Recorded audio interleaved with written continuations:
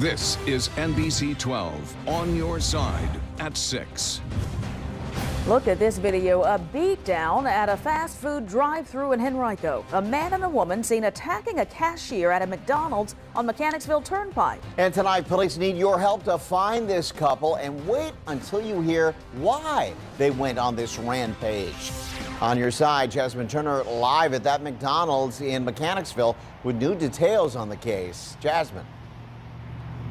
Kurt and Carla, Henrico police say that this started after a disagreement about a bill. Now, after watching this video, many are asking what in the world about that bill would lead to a man and woman throwing punches, even pulling the hair of a cashier at the McDonald's here on Mechanicsville Turnpike.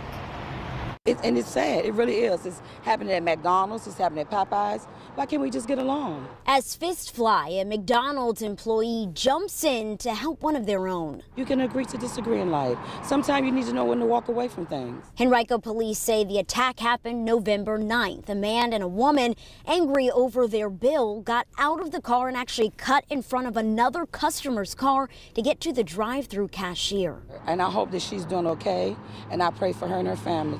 Donna Edwards lives near the Mechanicsville Turnpike McDonald's where this happened, adding her voice to a chorus of social media commenters appalled by what they see in this surveillance video. Say you're getting out of your car at a drive-thru, pulling another human being out of a window that's working, trying to probably take care of her family. You see the suspects walking away, but Henrico police say they drove off in a dark gray 2001 to 2004 Toyota Camry. It has a bent front license plate, sunroof, and there's damage on the back bumper. It's extremely sad, it really is. Can't we all just get along in this world? On Henrico PD's Facebook page, someone asked how that cashier is doing. Henrico police wrote that person back saying, quote, employee is doing okay. As you can imagine, a frightening experience. Thanks for asking. And again, police need your help with this one. If you have any idea who that man, who that woman is, make sure you contact them. On your side and live in Henrico County, Jasmine Turner, NBC 12. How awful. Thanks, Jasmine. Tonight, a Richmond woman has a warning for all pet owners after she says a coyote killed her little dog. Nina Marino says she let her dog Gilly outside to go to the bathroom last Friday night, and that's when the coyote pounced. On your side, Enzo Domingo live in the Westlake Hills neighborhood where that attack happened. Walk us through what happened here, Enzo.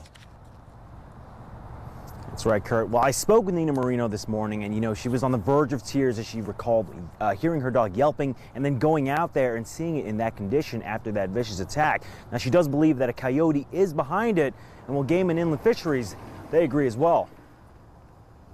Nothing can prepare you for something like this where you're kind of everything's okay in one moment and then everything's not okay within just a matter of seconds. Friday night, Nina Marino lost one of her best friends. Gilly was, he was very special. We were doing agility classes at the SPCA and, he was a star student in that class. Until her special boy was ripped away from her, she believes, by a coyote. Of the hundreds and thousands of times we've let dogs out front to go to the bathroom, we did that. Within just a matter of a couple of minutes, I heard our dog Gilly. A single yelp is all it took for Marino and her partner to bolt out the door. Their second dog, Goose, was still there, but Gilly was nowhere to be seen. Rushed into the woods and ran around screaming his name and trying to find him, we found him and took him to the emergency vet, and they tried their best, but he was already gone.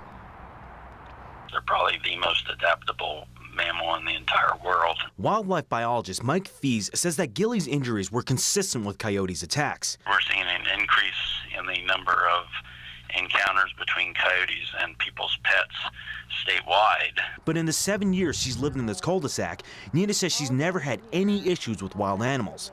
And now she's holding on to her remaining dog just a little bit tighter these days. I hope that no one else has to go through this.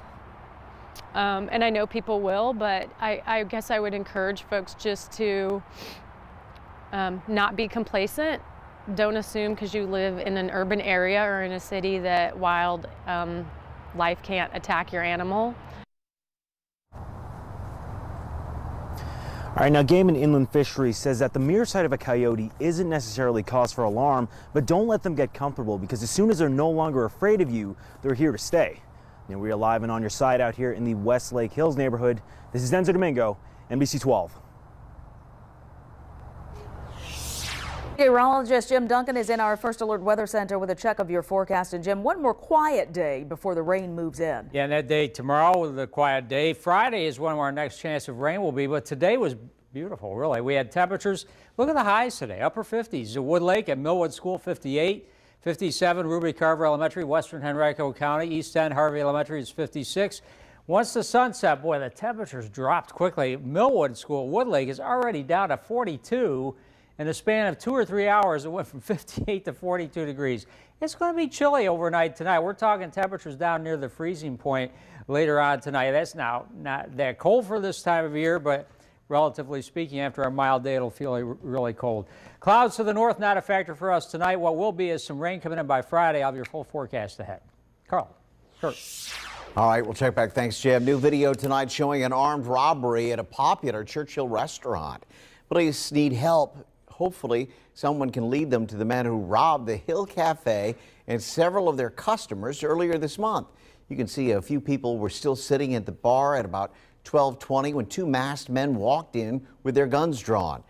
They grabbed money out of the till before forcing customers to put out their own money, as well as credit cards and cell phones. If you have information about this robbery, please call police right away. Could Virginia be the next state to abolish the death penalty? Activists believe they have a chance once Democrats take control of the General Assembly. Tomorrow, Virginians for Alternatives to the Death Penalty will publicly launch a new effort here in Richmond. Governor Northam has said he would support abolishing the death penalty as long as it's replaced by life without parole. Right now, there are 3 men on Virginia's death row. And now to a story about wrongs righted. Our story begins with a thief stealing a cell phone and a clarinet from the Music Tree School in South Richmond. But it appears he felt the weight of what he had done, because not only did he later return those items, he also wrote a heartfelt apology. On your side tonight, Kelly Avellino is live with what the shop's owner is saying about this. Kelly? Well, Carla, here's a copy of that apology note. It asks for forgiveness and says that the man is ashamed. He left it in a bag with the items he stole right in front of the front door. Please forgive me. I've been victimized myself. Words from a thief who shows a change of heart. My bills are piling up. My wife's mobility is close to nothing. I'm struggling, but this doesn't give me the right to victimize anyone.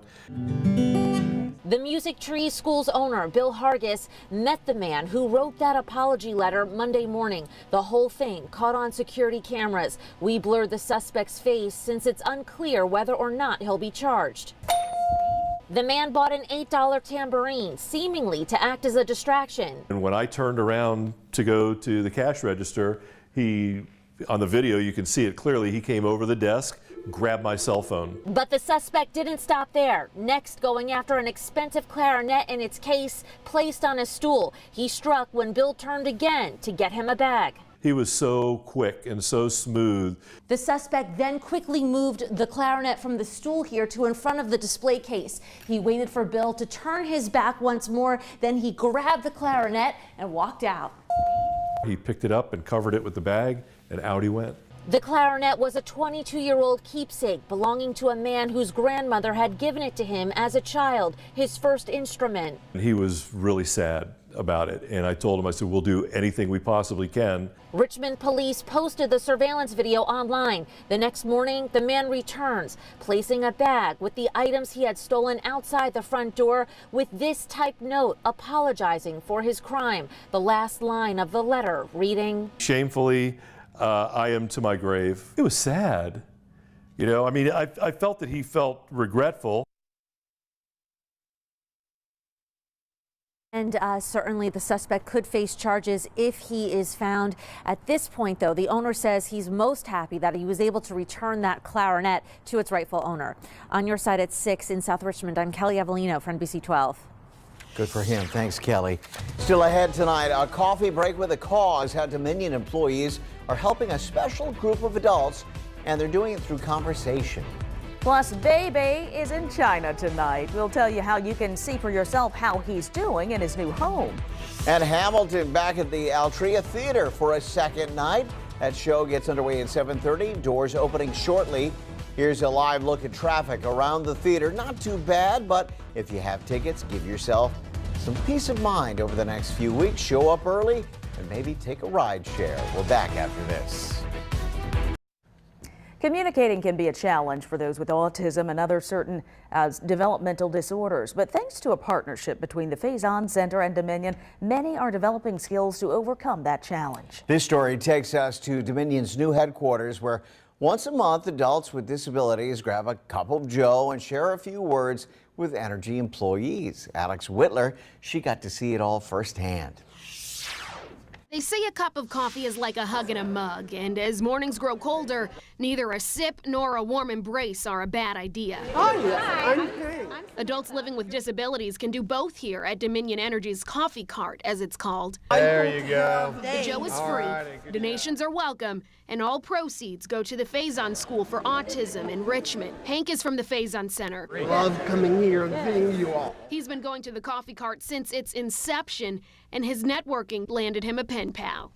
He wrote me to establish contact, and I wrote him back. The hour-long morning blend of Dominion workers and Faison students strengthens communication skills. I think they get it more and more excited each time they come because they're starting to recognize and remember some of the friends they met from the previous visit. A lot of people tend to forget that children with disabilities and autism become adults, and they're adults much longer than they are children. People with disabilities, whether mild or severe, want to interact with other people.